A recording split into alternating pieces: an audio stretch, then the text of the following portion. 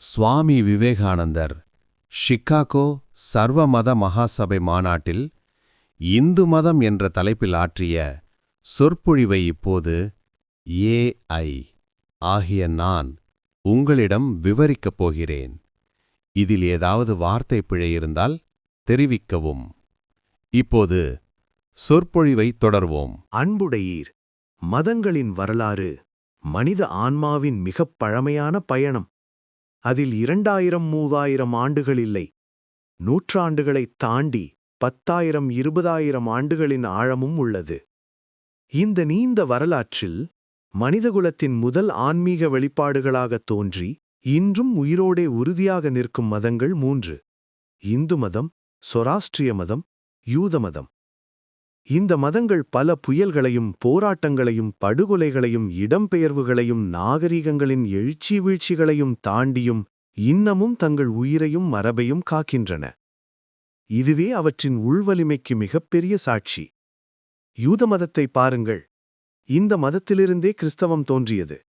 பின்னர் அந்த கிறிஸ்தவம் உலகம் முழுவதும் பரவியது. ஆனால் அந்த பரவலின் வலிமையால் யூதர்கள் தங்களுடைய சொந்த நிலத்திலிருந்தே விரட்டப்பட்டார்கள்.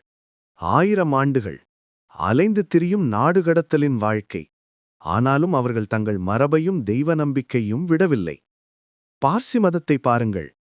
அவர்களின் வரலாற்றில் எத்தனை பேரழிவுகள், போராட்டங்களும் துன்புறுத்தல்களும் காரணமாக இன்று இந்த உலகில் அவர்கள் எண்ணிக்கை மிகக் குறைவு.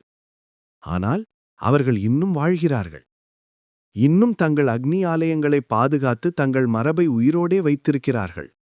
ஆனால் இப்போது பார்வையை இந்தியாவிற்கு திருப்பி பாருங்கள். இந்த மண்ணில் எத்தனையோ சிந்தனை பாதைகள் எழுந்தன. புத்த மதம், ஜமன மதம், வைணவம், சைவம், சக்தம், ஸ்மார்த்தம்.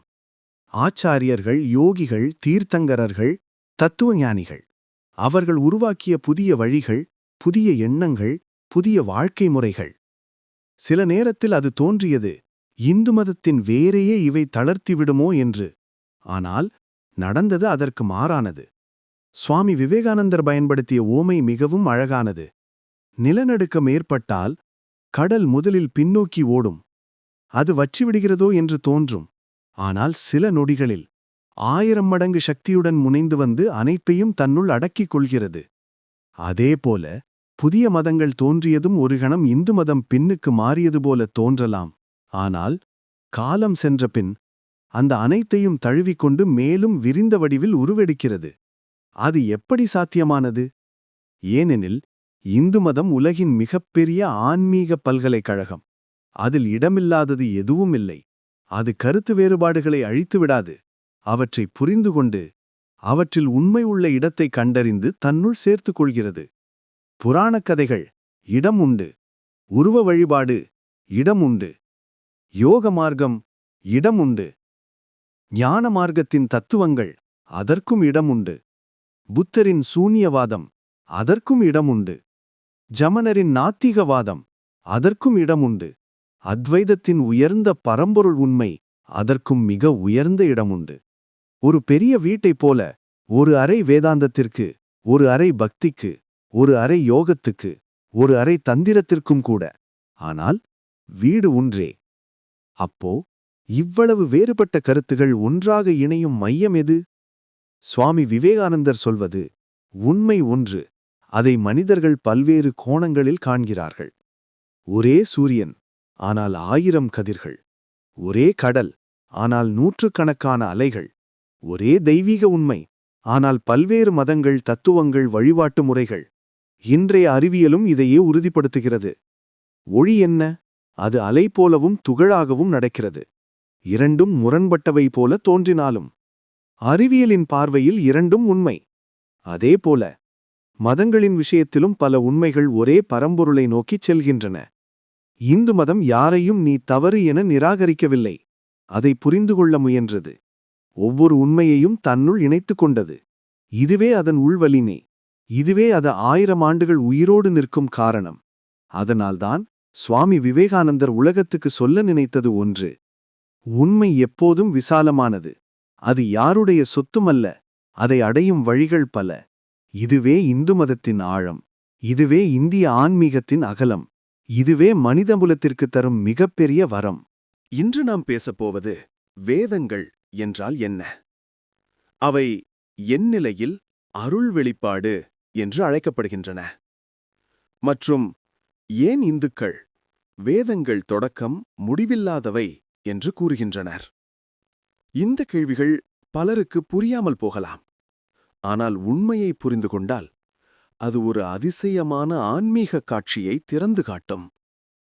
வேதங்களுக்கு துவக்கமும் முடிவும் இல்லை என்று இந்து பாரம்பரியம்.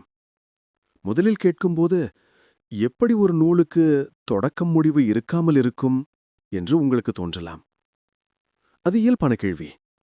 ஏனென்றால் நம் நூல்களைப் பற்றி பேசும்போது அவை ஒரு நாளில் எழுதப்பட்டவை, ஒரு நாளில் முடிக்கப்பட்டவை என்று நினைப்பதே நம்முடைய பழக்கம். ஆனால் வேதங்கள் நூல்கள் அல்ல. வேதங்கள் என்பது மனித ஆன்மாவின் ஆழத்தில் கண்டறியப்பட்ட அண்டச் சட்டங்களின் கருவூலம். வேதங்கள் ஈக்குவல் டு கண்டறியப்பட்ட ஆன்மீக விதிகள். புவியீர்ப்பு விதி பற்றி யோசித்துப் பாருங்கள். நியூட்டன் கண்டுபிடிக்கும் முன் அந்த விதி இருந்ததா? ஆம், அது இருந்தது. மனிதர்கள் மறந்தாலும் அறியாவிட்டாலும் புவியீர்ப்பு அலட்சியப்படுத்திக் கொள்ளுமா? ஒருபோதும் இல்லை. அதைப்போல வேதங்களில் கூறப்படும் ஆன்மீக விதிகளும் தார்மீகச் சட்டங்களும் உலகத்தின் இயற்கைச் சட்டங்களும் கண்டுபிடிக்கப்பட்டத, ஆனால் உருவாக்கப்பட்டவை அல்ல. ஒரு ஆன்மா மற்றொரு ஆன்மாவுடன் கொண்டிருக்கும் உறவு, தனிப்பட்ட ஆன்மா பரம்பொருளுடன் கொண்டிருக்கும் நெருக்கம், நீதிநெறி, தார்மீக பொறுப்பு, தெய்வீகச் சட்டம், இவை யாராவது எழுதுவதால் உருவானவை அல்ல. இவை உலகமே இருந்த காலத்திலிருந்தே இருந்த உண்மைகள். இந்த உண்மைகளை கண்டறிந்தவர்கள் ரிஷிகள்.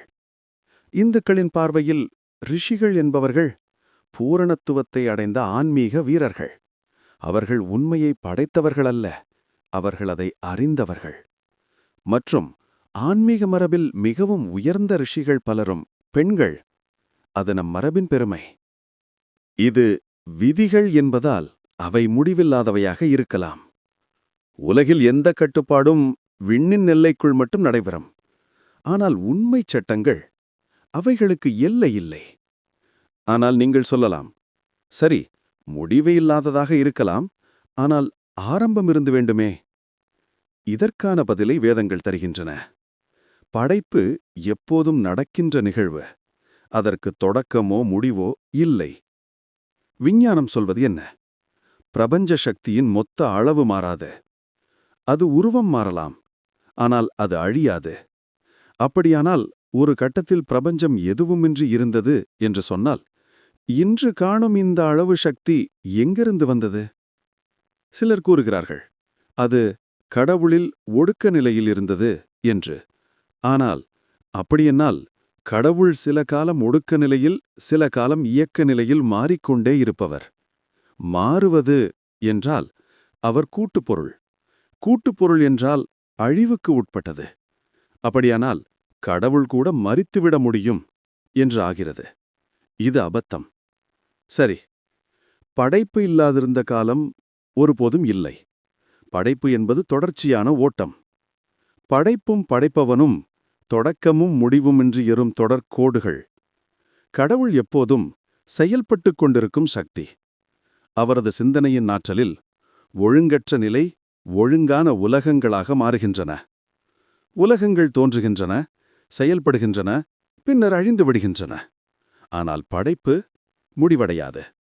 தெய்வீக செயல் நின்றுவிடாது. சுருக்கமாக, வேதங்கள் என்பது புத்தகங்கள் அல்ல. அவை கண்டறியப்பட்ட சத்தியங்கள். அவை பிறப்பதில்லை, அவை எழுதப்படுவதில்லை, அவை அழிவதில்லை. அவை இந்த பிரபஞ்சத்தின் அண்டச் சட்டங்கள், ஆன்மீக உண்மைகள், தர்மத்தின் நிரந்தர வடிவங்கள். வேதங்கள் தொடக்கமின்றி உள்ளன என்று நம்புவது அபத்தமல்ல, அது ஒரு அண்ட உண்மை.